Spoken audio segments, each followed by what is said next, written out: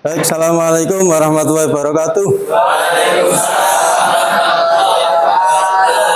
Gimana kabarnya hari ini? Baik, sebelum kita mulai, kita berdoa bersama-sama. Berdoa mulai. Bismillahirrahmanirrahim. Itu billahi wa bil islami dina wa bi Muhammadin nabiyya wa rasulah. Rabbi zidni ilma warzuqni fahma. Amin ya rabbal alamin. Alhamdulillahirrahmanirrahim. Baik, kita hari ini kita melakukan kegiatan yaitu pembelajaran. Ini terkait dengan kemarin saya pelatihan. Jadi ini untuk pengimbasan ke kalian. Mungkin sebelumnya sudah pernah dengar tentang coding atau AI atau AI atau juga disebut KA, kecerdasan artifisial. Sudah pernah apa belum? Yang kalian ketahui mungkin tentang AI apa? Bisa angkat tangan mungkin. Kecerdasan buatan. Mungkin yang lain bisa dijabarkan misalnya. Dari aplikasinya mungkin yang kalian ketahui ada ChatGPT, terus apa lagi? Cici, apa lagi? Apa? Chatmat.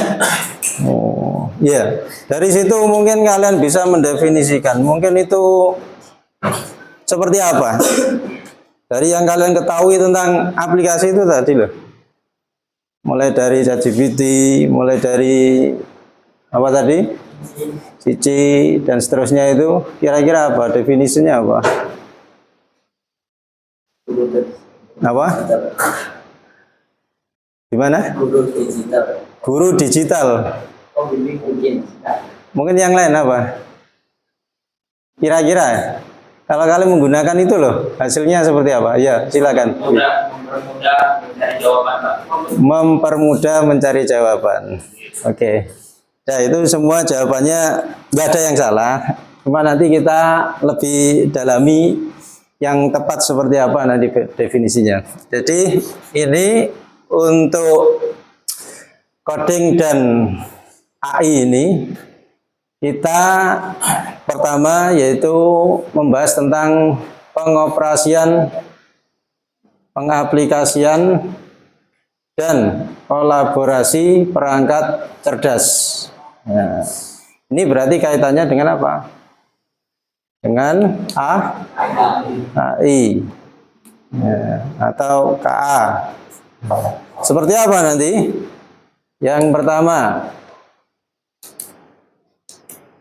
nah, ini tadi yang menjadi pertanyaan, apa itu kecerdasan artifisial atau AI?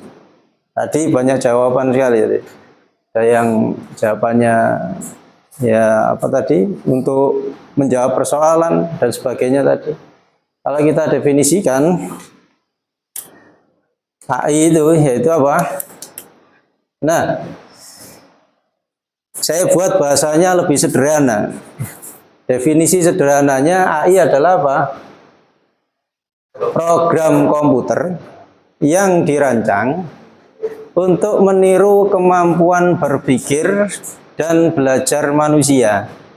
Nah, jadi program ini dirancang tujuannya apa? Untuk meniru kemampuan berpikir dan belajar manusia. Makanya ketika kita tanya apapun, AI itu bisa apa? Bisa menjawab. Dan jawabannya itu apa? Benar atau mendekati kebenaran. Nah, itu. Mendekati. Iya. Jadi lebih banyak kalau kita cross check ke referensi yang ada, memang ada benarnya. Jadi apa yang kita mau di situ AI berperan untuk memberi jawaban yang benar. Jadi AI ini bisa mengidentifikasi pola, membuat keputusan dan memecahkan masalah. Nah, apa yang menjadi pilar utama AI ada 3 di sini. Yang pertama yaitu apa? Disebut dengan machine learning atau pembelajaran mesin. Jadi dia dirancang yaitu apa? Tanpa diprogram secara eksplisit, mesin ini belajar dari data yang ada. Jadi seperti halnya manusia. Jadi mesin ini dirancang, dia juga bisa belajar dari data yang dia terima. Jadi secara otomatis tanpa harus diprogram secara eksplisit. Seperti ini. Nah, ini. Jadi tampilannya sekali kita mencari sesuatu di situ, yaitu yang nanti akan tampil sebanyak mungkin di situ. Hanya kita aktif daerah dulu. Kita kemarin nyari ini, sekarang kita mau nyari yang hampir sama kok sudah keluar sendiri. Ya, dalam bentuk yang lain. Nah itu, ini namanya apa? Machine learning. Dia mesin ini belajar dari data tanpa diprogram secara eksplisit. Berikutnya pilar yang kedua yaitu apa? DM. Apa? Pembelajaran mendalam atau disebut dengan deep learning. Ya. Maksudnya apa? Yaitu bagian dari machine learning yang menggunakan jaringan saraf tiruan atau disebut dengan neural network yang kompleks. Ya. Jadi pembelajaran mendalam atau deep learning ini dia bagian dari apa? Machine learning yang dirancang yaitu apa? Menggunakan jaringan saraf tiruan yang kompleks. Contohnya seperti apa? Yaitu pengenalan wajah di smartphone. Pernah kalian buka ketika apa? Diminta verifikasi wajah misalnya. Ya apa enggak? Nah, dia mendeteksi wajah kalian. Misalnya dengan mengunci HP dengan menggunakan apa? Scan wajah. Scan wajah. Ketika orang lain menyekan dengan wajah yang berbeda, pasti nggak mau. Kenapa? Ya karena data yang masuk pertama yaitu apa? Wajah kalian. Jadi pilar yang kedua yaitu apa? Pembelajaran mendalam atau deep learning. Ini contohnya. Nah. Terus yang ketiga apa? Nah, ini apa? Pemrosesan bahasa alami atau disebut dengan Natural Language Processing atau NLP. Nah. Maksudnya apa? Jadi kemampuan AI ini untuk memahami dan merespon bahasa manusia. Contohnya apa di situ? Siri. Google Assistant, chatbot, ya, termasuk apa tadi? ChatGPT. Ya. Ketika kita memasukkan apa yang kita inginkan melalui prompt itu apa? Instruksi. Agar apa? Agar AI ini bisa merespon apa yang kita minta. Nah, di situ dia mengerti bahasa kita, apa yang kita mau, kemudian diproses sehingga apa? Memunculkan perintah yang kita inginkan. Nah, di situ. Di Siri bentuknya seperti ini. Kalau di HP bisa kalian cari nanti Siri atau Google Assistant itu. Sudah pernah nyoba ya? Sudah ya? Bisa menggunakan tulisan atau bisa menggunakan suara. Ini yang ketiga. Kemudian sekarang bagaimana AI ini beroperasi? Yang pertama yaitu apa? Langkah-langkah sederhananya. Nih, input data dulu. Nah, kalau kita semakin banyak data yang kita masukkan, dia akan terekam secara otomatis. Hanya semakin banyak data yang masuk, maka AI ini semakin apa? Memiliki banyak apa? Banyak data. Makanya pertama yaitu input data. AI menerima data dalam jumlah besar. Baik itu bentuk teks, baik itu bentuk gambar, audio, dan lain-lain. Coba kalian nanti minta di mana misalnya di chat GPT, minta gambar apa, ngelak keluar set. Iya apa enggak? Iya. Atau minta teks seperti apa, jawaban ini misalnya di Cici tadi, tinggal scan chat, langsung minta jawabannya, keluar semua itu. Karena apa? Karena input datanya dia sudah menerima data-data yang sudah diberikan. Kemudian apa? Kalau sudah diinput, maka AI ini melakukan apa? Melatih dirinya. Melatih dirinya. Dalam artian apa? Agar mengenali pola data-data yang sudah masuk itu tadi apa?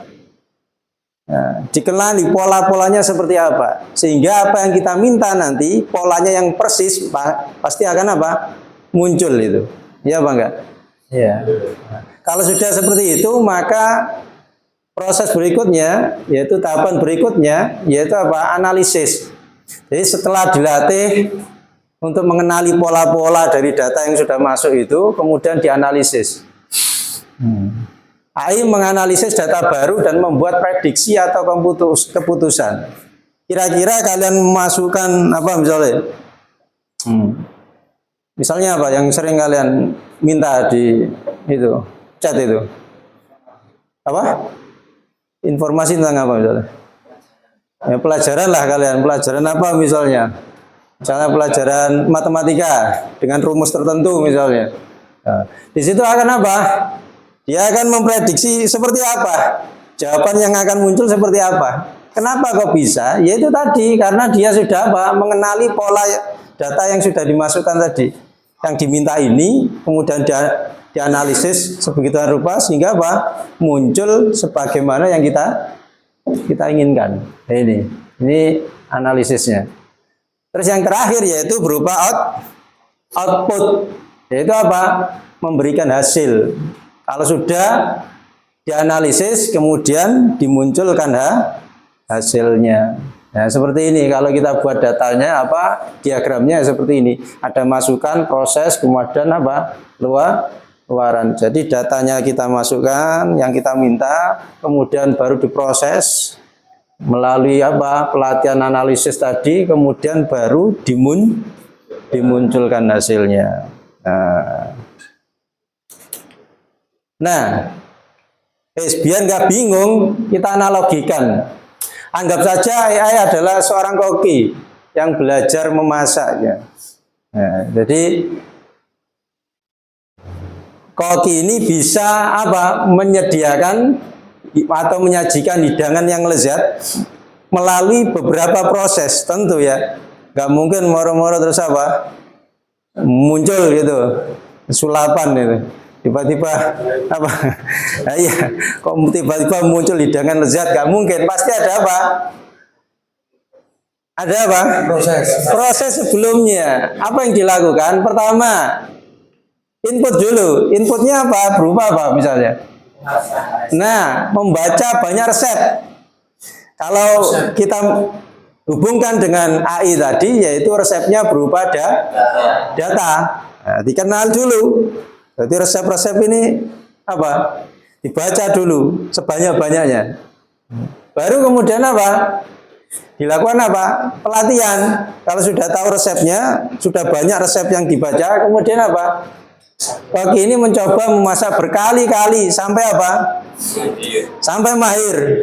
Jadi berkali-kali dia lakukan sampai dia betul-betul mahir. Kemudian apa? Proses ketiga itu apa? Nah, analisis. Koki melihat bahan-bahan baru dan menentukan resep yang paling cocok. Kalau sudah menemukan bahan-bahan baru, dia sudah nggak lagi canggung. Karena apa? Dia sudah mahir terbiasa. Kalau lihat bahan baku yang baru, ini kira-kira bahan ini untuk resep makanan apa. Dia paham langsung. Ya apa enggak? Nah, sama dengan AI tadi. AI itu ketika kalian masukkan bahannya tadi, yang kalian minta ini, kira-kira ini dia maunya apa ini?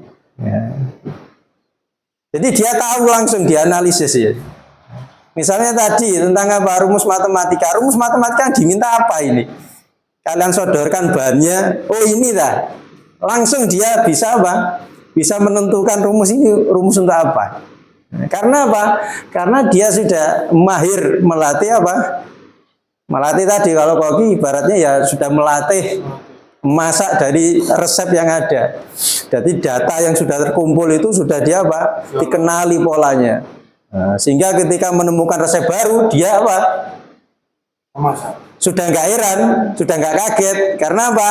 Karena sudah mahir, dia sudah tahu, oh ini ternyata bahannya ini harusnya untuk resep yang ini. Nah, seperti itu. Itu cara kerja AI itu seperti itu. Baru kemudian kalau sudah seperti itu, sudah tahu bahannya seperti apa, resepnya untuk apa, jadilah apa? Output, keluaran, yaitu apa? Berupa apa? Hidangan yang lezat. Karena dia sudah tahu sebelumnya. Makanya AI itu juga seperti itu. Ketika kita minta data apa, dia sudah mengenali itu polanya itu. Tinggal apa? Tinggal diproses, kemudian apa? Keluarlah itu hasilnya. Makanya kita, loh, saya minta ini kok, kemudian kok keluarnya kok tepat gitu, kok nggak keliru gitu. Ya itu karena prosesnya seperti itu. Paham? Jadi artinya apa? Semakin kita banyak menggunakan AI, semakin AI itu menjadi pinter. Kenapa? Karena apa yang kita masukkan itu berupa data-data yang itu terekam, tersimpan. Paham maksudnya? Ya. Jadi semakin kalian memakai itu, misalnya apa tadi? Cici misalnya. Semakin kalian sering menggunakan cicinya itu semakin pinter. Karena apa? Dia dapat pelajaran dari kalian yang kalian masukkan datanya itu tadi. Makanya dia cepat sekali ketika diminta apa, keluar langsung. Ya. Nah, itu cara kerja AI itu seperti itu. Nah, hanya itu gambarannya seperti itu. Nah. Ya. Bisa dipahami? Kira-kira dari sini ada yang tanyakan? Mulai agak paham ya? Nah, ya. Itu cara kerja AI seperti itu.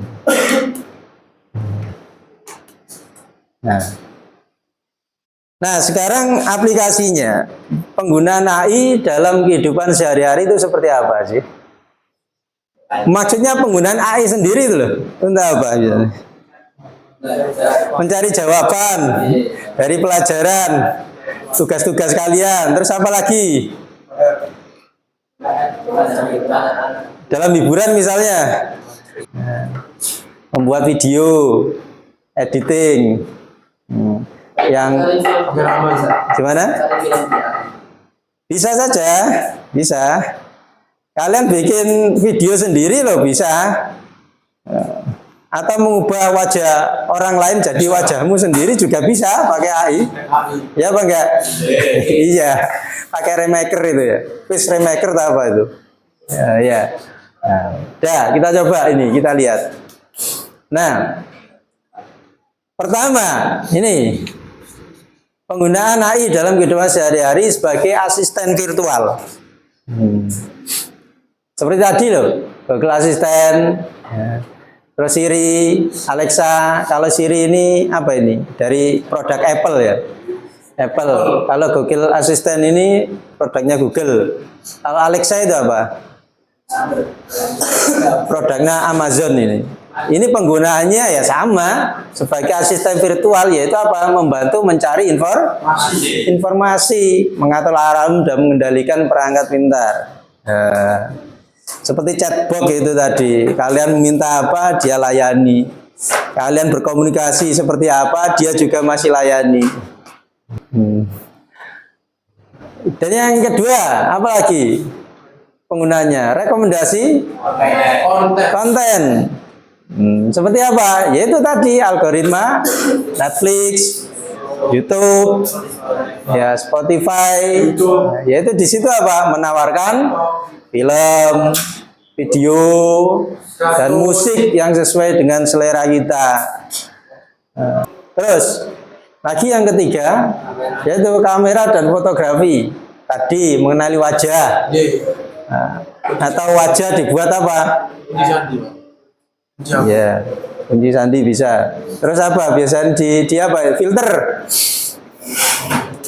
Wajahnya yang kusam jadi bening. Wajah yang tadinya tua jadi muda. Kenapa? Fotonya sangat sangat juga Apa? misal kan apa fotonya pengen foto kali artis Ya. Jadi pengen foto bersanding dengan artis, bisa saja. Kalian tinggal ngupload foto satu, fotomu, wajahmu, satunya foto artisnya, kemudian suruh gabungkan, jadilah itu. Udah, wajahnya ya persis. Itu luar biasa itu. Itu kecerdasan buatannya seperti itu AI itu. Jadi aplikasinya penggunanya supaya asisten virtual, bisa juga rekomendasi konten, kamera dan fotografi. Ada juga ini ya, navigasi online. Ini juga kerjanya AI ini. Apa? Nah, yang sering kita nyari lokasi itu biasanya. Google Map.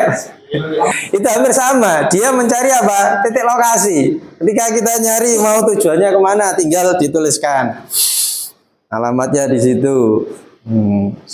Kita klik, terus tujuan awalnya dari titik mana, misalnya lokasi kita sendiri, langsung itu ditunjukkan arah-arahnya itu, ya apa enggak? Beserta gambar-gambarnya, jalannya itu juga dikasih itu. Oh, bisa seperti itu, ya itu tadi. Ini penggunaan AI, yaitu untuk navigasi online. Ini pekerjaan AI ini. Jadi yang kalian pakai itu, yang sehari-hari, yang belum paham, ya ini AI ini. Kerjanya AI. Kenapa aku bisa tahu seperti itu? Tuh. Terus, yang ini juga sering ini, biasanya yang wanita ini. Belanja. Apa? E-commerce, yaitu apa? Chatbot layanan pelanggan dan sistem rekomendasi produk. Contohnya Tokopedia, Topet, atau apa lagi? Shopee, terus apa lagi? Apa? Lazada. Nah, ya itu tadi. Kalapa. Itu juga kerjanya AI. Jadi kita sehari-hari itu sebenarnya sudah pakai AI, tapi kita belum paham seperti apa itu. Kenapa demikian? Ini bisa ini. Mau kalian mencari produk model apa ya, muncul dia. Beserta detail harganya. Terus apa lagi? Lokasinya. Terus pembayarannya seperti apa? Muncul semua itu. Detail itu. Ini e-commerce, ini penggunaan AI dalam kehidupan sehari-hari.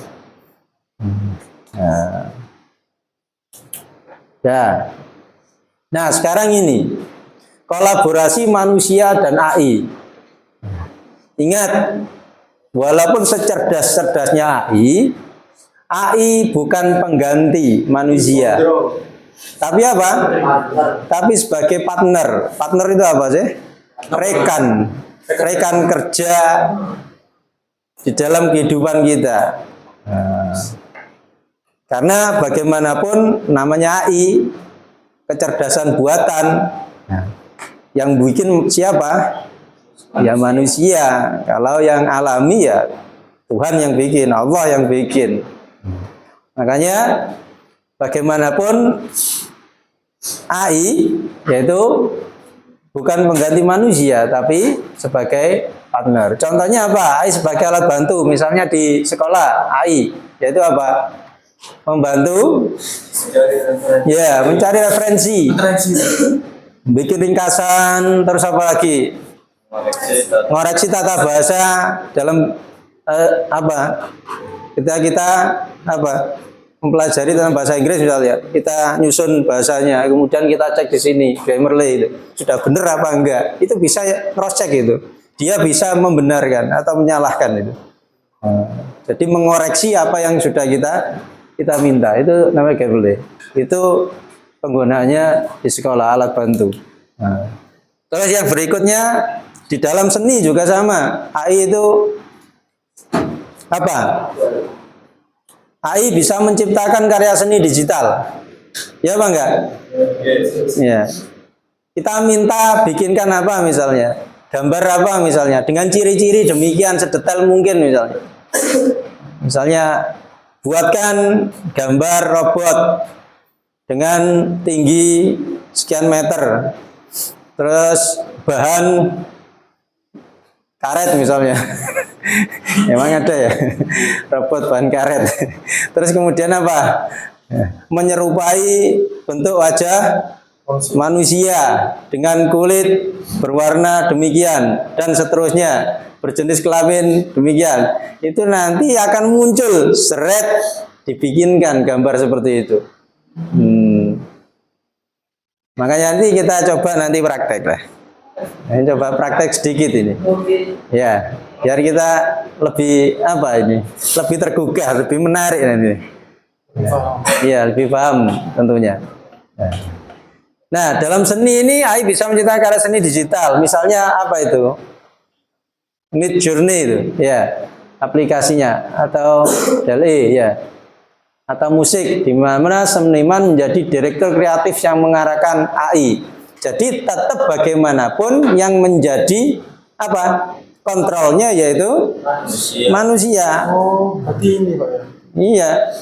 Maunya apa manusia itu? Bukan AI yang menentukan, tapi kita yang maunya apa, baru AI yang iya mengeksekusi seperti apa kemauannya.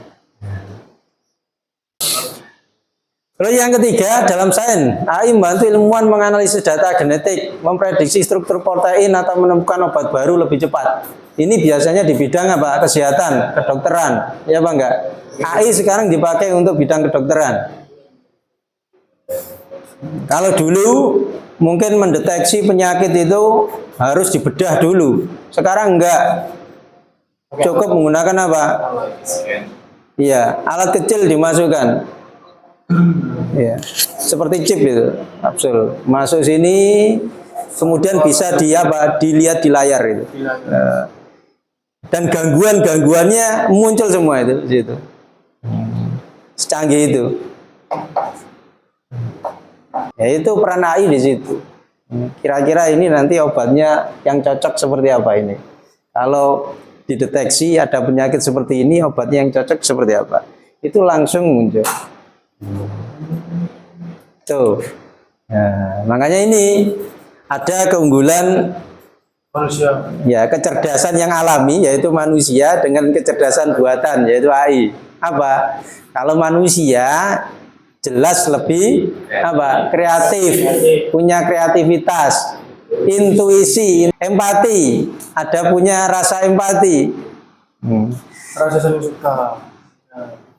Ya, punya perasaan kasihan terhadap seseorang ketika apa? Ya, ketika seorang kesusahan. Kalau AI gimana? Iya nggak peduli, nggak tahu, dia nggak punya perasaan kok. Itu keunggulannya.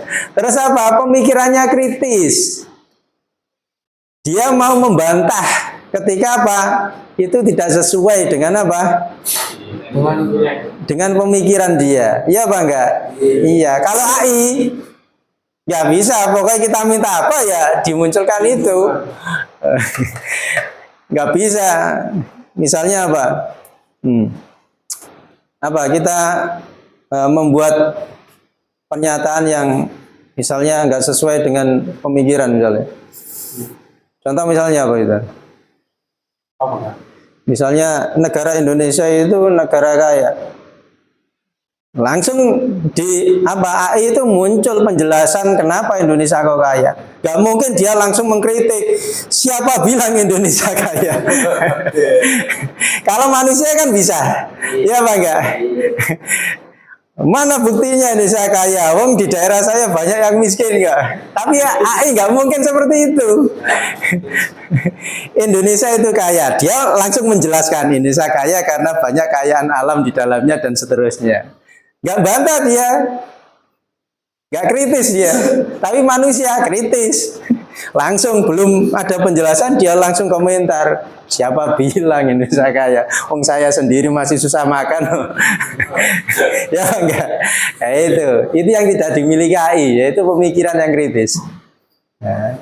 Tapi keunggulan apa? AI sendiri dia punya keunggulan apa? Dia punya kecepatan. Misalnya diminta apa langsung keluar data. Misalnya ada rumus kimia terus disuruh nyebutkan. Ya, kira-kira unsur-unsur kimia ini termasuk wujudnya apa? Ya, misalnya seperti itu.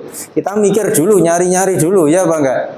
Nah, prosesnya panjang. Atau matematika dengan rumusan perhitungan yang begitu rumit. Kita ngitung dulu prosesnya. Tapi kalau ini langsung tiba-tiba seret keluar gitu. Ya Pak enggak? Luar biasa itu kecepatan. Presisi, kemampuan memproses data masif dan seterusnya itu bagian dari apa? Keunggulan dari apa? AI. Makanya butuh kolaborasi terbaik, yaitu terjadi saat kita memanfaatkan kekuatan AI untuk tugas yang repetitif dan memanfaatkan kekuatan manusia untuk inovasi dan pemecahan masalah kompleks. Artinya apa? Kita bisa berkolaborasi dengan AI. Nah, tujuannya apa? Yaitu apa? Memecahkan masalah atau membuat pengembangan baru yang lebih bermanfaat. Itu kolaborasinya. Nah ini tantangan dan etikanya dalam AI apa? Pertama bias. Bias itu apa? Maksudnya nih AI bisa memiliki bias jika dilatih dengan data yang tidak representatif atau diskriminatif. Contohnya apa? Misalnya kalau diminta tentang perekrutan tenaga kerja, biasanya yang diutamakan apa? Laki-laki atau perempuan? Seperti itu. Karena apa? Datanya yang masuk, ya itu seperti itu. Sejarahnya memang apa? Ya karena laki-laki, ya yang lebih dominan bekerja waktu dulu. Yaitu dipakai. Akhirnya apa? Terjadi bias. Terus yang kedua, privasi data ini. Penggunaan AI seringkali membutuhkan data pribadi dalam jumlah besar, menimbulkan kekhawatiran tentang keamanan dan penyalahgunaan data. Nah, seringkali kita mau menggunakan apa misalnya dibutuhkan identitas kita, mulai nama, tanggal lahirnya, terus apa lagi? Ya. Nah, jadi identitas itu kita berikan sehingga apa? Tersimpan di situ. Sehingga yang terjadi apa? Rawan terjadi apa? Kejahatan ya, kejahatan cyber. Karena datanya kita sudah bisa dibobol di situ. Tuh. Terus yang ketiga apa? Tantangan dan etika dalam AI apa? Tantangannya kehilangan pekerjaan. Sekarang banyak industri yang digantikan dengan AI. Kenapa? Ya karena lebih praktis, lebih cepat, lebih murah, nggak banyak bekerja. Tinggal apa? Kita maunya apa? Dioperasikan, cepat sudah pekerjaan itu. Daripada manusia ribet, banyak tuntutannya. Kalau nggak cocok demo, minta kenaikan gaji dan seterusnya. Kalau AI enggak, wes pokoknya dia bekerja gitu aja, wes. Ya Pak enggak? Ya, sehingga lebih banyak menggunakan AI, sedangkan tenaga manusia mulai apa? Iya, banyak yang digantikan. Makanya solusinya pertama pendidikan literasi AI, memahami cara kerja AI dan batasan-batasannya. Jadi gunakan AI secara bijak, jangan asal menggunakan. Walaupun dia selalu menjawab apa yang kita minta, tapi gunakan itu dengan bijak. Agar apa? Ya agar membawa manfaat AI itu, bukan malah menimbulkan masalah. Ya Bang ya. Nah, terus yang kedua, pengguna AI yang bertanggung jawab. Bertanggung jawab artinya apa? Penting untuk memiliki etika dalam menciptakan dan menggunakan AI agar tidak merugikan. Jangan sampai menggunakan AI justru apa? Merugikan orang lain. Apa itu? Kita kasih apa? Informasi-informasi yang nggak benar semuanya. Sehingga apa? Memunculkan apa? Informasi yang juga nggak benar. Makanya ada berita hoax dan segalanya itu kenapa? Ya karena banyak data yang kita masukkan yang tidak sesuai dengan fakta. Nah, itu makanya gunakan AI secara bijak, secara bertanggung jawab. Nah, ini. Sekarang penutupnya ini. Nah, masa depan bersama AI. Pesan kuncinya, AI bukan musuh yang akan mengambil alih, melainkan alat luar biasa yang dapat memberdayakan kita. Jadi kalau kita ingin meningkat, berkembang, kita bisa menggunakan AI sebagai alat bantunya. Ya, aksi nyatanya apa? Yang pertama, pelajari cara menggunakan alat AI dengan bijak, dan yang kedua, pertajam kemampuan yang tidak bisa diganti dengan AI, seperti kreativitas, berpikir kritis, dan empati. Jadi yang tidak dipunyai AI itu kemampuan kita sendiri kita kembangkan. Biar apa? Biar kita tidak terjajah oleh AI. Nah, tuh. Terus yang ketiga, jadikan bagian dari solusi untuk menciptakan masa depan AI yang lebih adil dan bermanfaat. Jadi kita manfaatkan AI benar-benar untuk apa? Kemanfaatan. Bukan justru malah apa? Merugikan diri sendiri atau orang lain. Nah, ini nggak benar. Nah, ini sebagai penutupnya. Nah, mungkin dari sini ada yang perlu ditanyakan. Pun paham. Ada? Paham.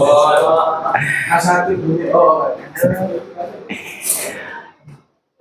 Ini sudah waktunya itu ya, sholat ya. Oh ya wis. Sebenarnya kita nanti sebenarnya mau mencoba nanti sebagai buat perbandingan. Kira-kira AI kalau dimasukkan dengan prompt yang sama, kira-kira hasilnya bisa berbeda atau sama? Ada yang bawa apa misalnya? Ada. Yes, karena ini sholat, ya sudah kita akhiri untuk pembelajaran hari ini. Jadi pembelajaran hari ini kita tadi lebih mengenal lagi tentang AI, yaitu pengoperasiannya, pengaplikasiannya seperti apa, dan kolaborasinya seperti apa. Jadi kita tidak hanya menggunakan saja, tapi juga kita paham bagaimana cara AI beroperasi, cara AI mengaplikasikannya, dan bagaimana cara kita berkolaborasi dengan AI sendiri. Sehingga AI itu membawa kita bukan untuk kerugian, tapi ya lebih membawa kita untuk kemanfaatan diri dan pengembangan hidup kita. Dah, cukup. Kalau nggak ada pertanyaan, mungkin kita akhiri sampai di sini. Kurang lebihnya mohon maaf yang sebesar-besarnya. Kita akhiri. Assalamualaikum warahmatullahi wabarakatuh. Ya, silakan bisa langsung menuju musola.